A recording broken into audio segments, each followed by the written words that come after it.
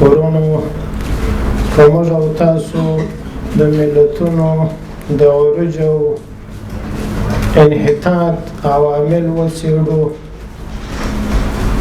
دا به ومومو هغه ملتونه او قومونه چې دوی د مطالعې سره، د لوست سره، د علم سره یا سروکار وي، هغوی همیشه د عروج لوړو پوړیو ته رسېدلي وي.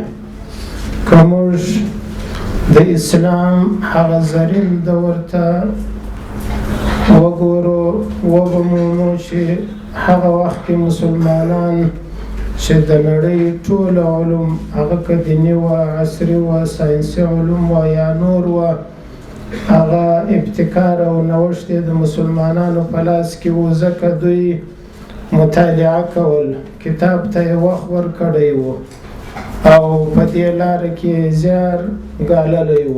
که موږ خپل د اسلافو کتابونه وګورو، مرصحه سته کتابونه وګورو یا نور د تاریخ کتابونه وګورو یا تفاسیر وګورو، هغه دومره غټ غټ کتابونه یې چې اوس یې موږ او تاسو د مطالعې او د کتلو حوصله نه لرو.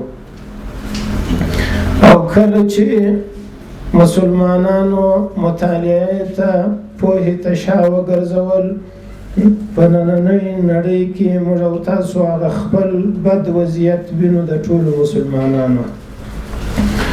نو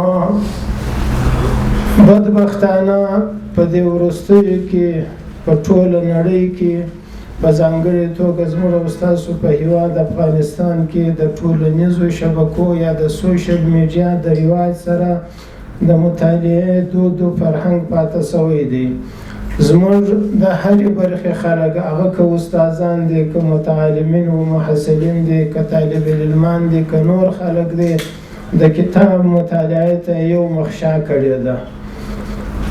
اطلاعات و فرهنګ وزارت د دې دپاره چې خپل ځوانان، خپل هیوادوال، همدا ډول د ټولو برخو سره تړلي خلک یو ځل بیا د مطالعې په اهمیت باندې پوه کړي.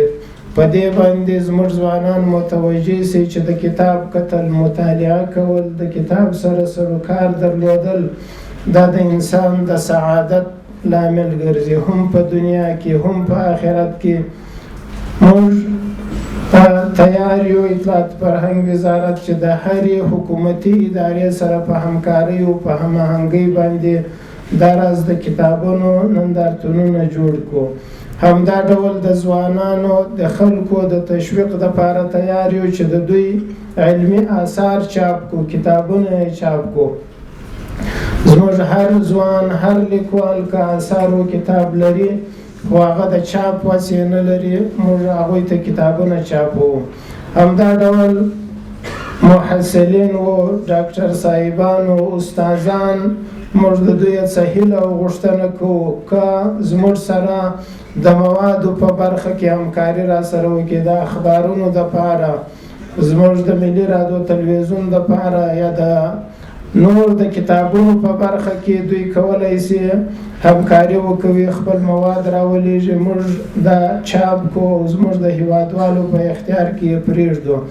نو هیله او غوښتنه مو دا ده د ټولنې د ټولو اتباعو څخه، د وګړو څخه، هغه که محصل وي، که طالب وي، که استاذ وي، خپله هم د دې دپاره کار وکړي، مطالعې ځان دپاره یو ټارګټ وټاکي، یو هدف وټاکي. مثلا په ورځې کې زه څومره مطالعه کوم، په کال کې باید زه څومره کتابونه مطالعه کوم.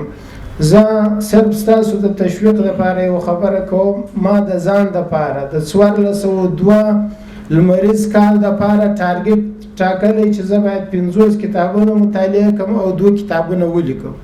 او الحمدلله تر ډېره پورې مې دا کار مخته وړی دی، د لیکلو کار سوی دی او د مطالعې کار هم روان دی. یعنی هر څوک، زموږ هر ځوان، هر څوک باید د ځان دپاره داسې یو هدف وټاکي. کله چې موږ هدف ټاکو، موږ یو ټایم ټیبل یا تقسیم اوقات د ځان دپاره جوړوو، بیا کولی سو چې خپل ټولې چارې، خپل ټول کارونه هغه منظم کو، هغه په نظم کې وکړو. او که چیرې زموږ ټایم ټیبل نه وي معلوم، تقسیم اوقات مو نه وي منظم، د ټلیفون د کتلو وخت مو نه معلوم، د تلویزیون د کتلو، بازار ته د وتلو او د نورو چارو، بیا نو زموږ ستاسو څخه ټول کارونه پاتېږي. نو یو ځل بیا پر ټولو ځوانانو باندې غږ کوو، پر ټولو استادانو باندې چې راځئ د مطالعې فرهنګ ته وده ورکړو، خپل ځوانان خپل کشران دې ته وهڅوو، په خپل کورونو کې دې ته زمینه سازي وکړو د مطالعې دپاره. او د مطالعې په برخه کې باید موږ تاسو تشخیص کړو چې کوم کتابونه هغه زموږ دپاره ګټور دي.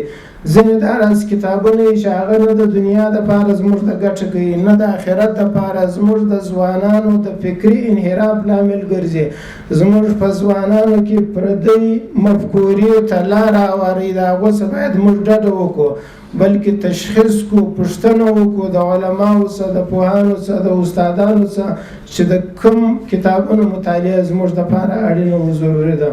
الله تعالی دې وکړي دغه کوچنۍ هڅه چې ملګرو کړې ده د کتاب د کتلو دپاره د خلکو د ځوانانو د جلبېدو یو لامل وګرځي.